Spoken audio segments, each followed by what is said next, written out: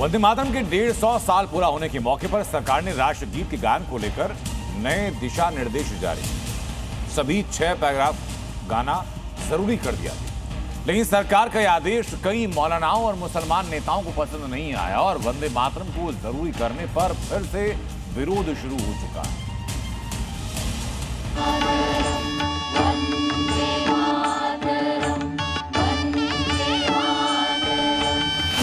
ये हिंदुस्तान है, किसी के बाप की जागीर नहीं है और हिंदुस्तान के हर नागरिक ने, उसके पुरखों ने देश के स्वतंत्रता के लिए संघर्ष किया है।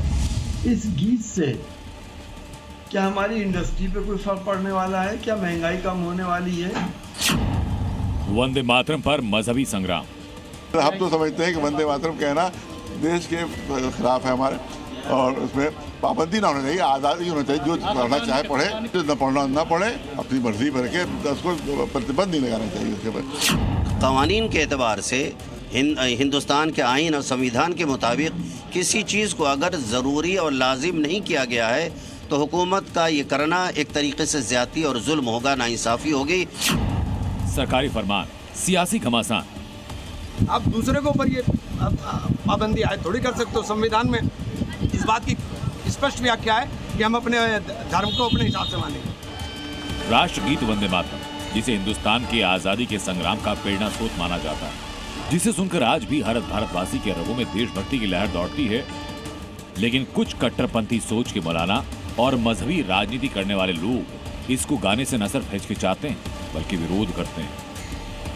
कुछ लोग हैं कहेंगे खाएंगे रहेंगे हिंदुस्तान में, खाएंगे हिंदुस्तान में, लेकिन वंदे मातरम गाएंगे नहीं। हम उनकी मंशा को समझें। इस नए विवाद की जगह एक आदेश जो सरकार की तरफ से जारी किया गया, जिसके मुताबिक हर सरकारी कार्यक्रम में राष्ट्रगान के बाद वंदे मातरम के 6 अंतरे गाने होंगे और ये सभी सरकारी कार्यक्रमों में जारी। पहले वंदे मातरम, फिर जन गण मन। वंदे मातरम के दौरान खड़ा होना जरूरी होगा। स्कूलों का काम वंदे मातरम से शुरू होना चाहिए। यह आदेश गृह मंत्रालय की तरफ से जारी हुआ, मगर आदेश आते ही इसका विरोध हुआ। युवाओं की मांग थी, जेनजी क्राउड की मांग थी, प्रधानमंत्री मोदी जी ने पूरा किया।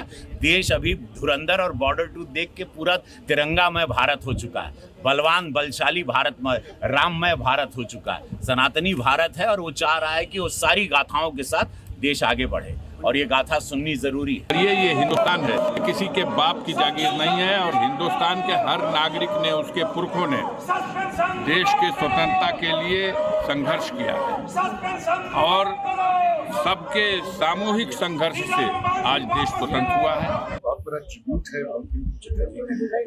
पहले तो जब 150 साल पूरा हुआ तो हाउस में इस पर डिबेट हुई और देश के लोगों को जानने का मौका मिला लंबे समय के बाद लेकर, और अभी पूरा का पूरा स्टैंडर्ड बहुत बड़ा ट्रिब्यूट। मुझे कोई भजन गाने से या आरती में जाता हूँ खड़े होकर के, उनमें सुनने से कोई वो थोड़ी ना होगा, लेकिन आप दूसरे के ऊपर ये पाबंदी आयद थोड़ी कर सकते हो। संविधान में इस बात की स्पष्ट व्याख्या है कि हम अपने धर्म को अपने हिसाब से मानेंगे। वंदे मातरम का विरोध करने वालों में महज सियासी सूरमा नहीं बल्कि मजहबी मौलाना भी हैं, जो राष्ट्रगीत को मजहब से जोड़ रहे हैं। हुकूमत दबाव के जरिए, प्रेशर के जरिए वंदे मातरम लाजिम करना चाहती है तो ये संविधान के विरुद्ध है और हाई कोर्ट के उसूलों का पालन न करना है, बल्कि उसकी भी मुखालफत करना है। जो पढ़ना पढ़े, जो न पढ़ना ना पढ़े, अपनी मर्जी भर के उसको प्रतिबंध नहीं लगाना चाहिए उसके पर। आपकी जिसकी मर्जी पढ़े, अनिवार्य नहीं होना चाहिए, ये गलत है। अनिवार्य होना गलत है, बल्कि होना चाहिए, आज़ादी होना चाहिए, आज़ादी होना चाहिए। वंदे मातरम पर ऐसे विवाद का इतिहास है। जब भी राष्ट्रगीत की बात आती है, धर्म के ठेकेदारों को इस्लाम खतरे में दिखता है और तर्क ये कि मुस्लिम समुदाय सिर्फ अल्लाह के आगे झुकता है। तर्क ये कि वंदे मातरम में हिंदू देवी देवताओं, तर्क ये कि वंदे मातरम में भारत माता की पूजा का जिक्र है। तो एक बार फिर इसी दलील के सहारे राष्ट्रगीत का विरोध है। लेकिन सवाल फिर वही, राष्ट्रगीत को मजहब के चश्मे में तौलना क्या सही है? ब्यूरो रिपोर्ट, जी मीडिया।